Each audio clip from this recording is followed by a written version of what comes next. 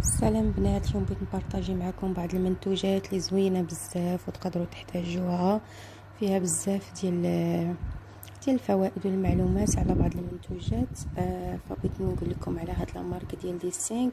هي واحد لامارك اللي معروفه بزاف والمنتوجات ديالها زوينين بالنسبه للشعر. عندهم شامبوان زوين والديميلور ولي ماسك، وعندهم هاد الكريمات اللي معالجه للشعر وحتى لي سيروم. الناس اللي عندهم مشكل في شعرهم، يعني عندهم الشعر ديالهم ناشف ليهم بالسوشوار ولا بالصبايغ ولا الليماش، فكيكون الشعر تقرد وتقصف. وكاين بعض الناس اللي ما كيكونوا دايرين حتى شي حاجه لشعرهم وتيكون مكرفس ليهم وناشف. فهذا زوين، هذا كريم معالج للشعر، فيه البروتين كيحمي لينا الشعر من الحراره. هذا كنديروه من بعد ما كنغسلوا الشعر ديالنا. الا بغينا نديرو السوشوار فتيحمي لنا شعرنا من السوشوار وحتى من اشعه الشمس. هذا سيلاميم مي غير زيت. هذاك كريم وهذا زيت تا هو من لا مارك، نفس لا مارك دي سينج. فهاد الزيت فيه خلطه ديال 3 الزيوت اللي معالجه للشعر. هاد الزيوت اللي زوينه بزاف كتغذي لينا الشعر وتتعالجو وتتعالج لينا داك الشعر اللي تيكون عندنا مكرفس ويعني وناشف بزاف وفيه لي بوينت. فهاد الزيت زوين بزاف، تعالج لينا الشعر. تنقدروا نديروا به سواء هذا قبل ما ندوش، يعني كندهنوا غير هذوك الاطراف لي بوينت وكنخليوه واحد ساعتين او ساعه ونص. ما كنقيسوش الفروه ديال الشعر، عاد كندوشو فكيغذي لينا الشعر ديالنا.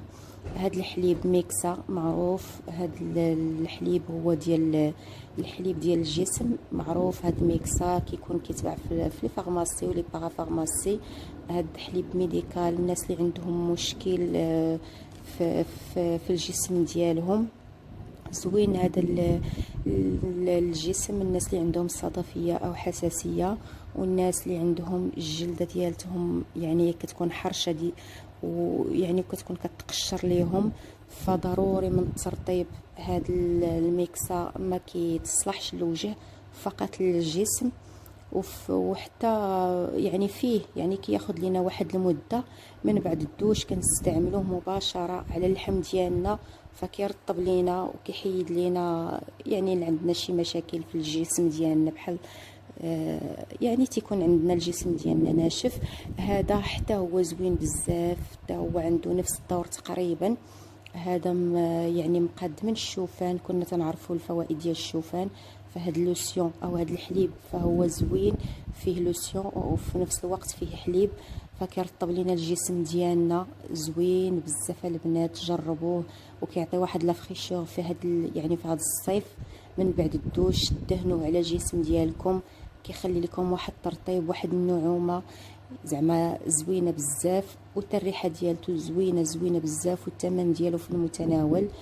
يعني تقريبا بجوج هذا واللي قبل ما تيفوتوش تقريبا 40 درهم الثمن ديالهم.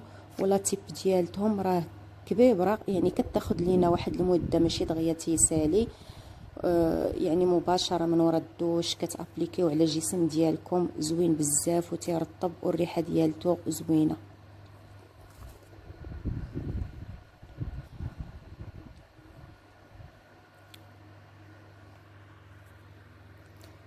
وهذا فازلين الناس اللي عندهم مشكل كيف قلت لكم ديال القشره، يعني عنده مشكل ديال القشره في الجسم ديالهم. هذا زوين، تيرطب بزاف وثقيل على يعني ثقيل. من الاحسن ما تستعملوش في فصل الصيف. بزاف الناس كيستعملوا هاد لا مارك ديال فازلين، كيستعملوه في فصل يعني في فتره البرد، باش يكون عندنا مشكل ديال الجفاف ديال البشره ديالتنا. هاد زوين، هذا البنات الجسم كامل تا هو تاخذوه مورا الدوش او مورا يعني فاش تتغسلوا تابليكيو على الجسم ديالكم. زوين بزاف، تيرطب، يعني عنده واحد الترطيب اللي قوي على الجسم، وريحته زوينه بزاف. فيه بزاف ديال الانواع، فيه ديال الكوك، فيه ديال الفريز، فيه يعني بزاف ديال الانواع. زوين بزاف والثمن ديالو في المتناول. هذه واحد ستيك من لا مارك تيا، زوينه البنات، فيها الشبه وكنا تنعرفوا ان الشبه تتبيض. يعني بالنسبه للناس اللي عندهم في البيطان ديالهم مشكل ديال السواد، فزوينه بزاف هاد الستيك، وتتاخذ لكم واحد المده طويله، وفيها الشبه اللي تتبيض لينا تحت الابط ديالنا. والثمن ديالها تقريبا 30 درهم. زوينه البنات هاد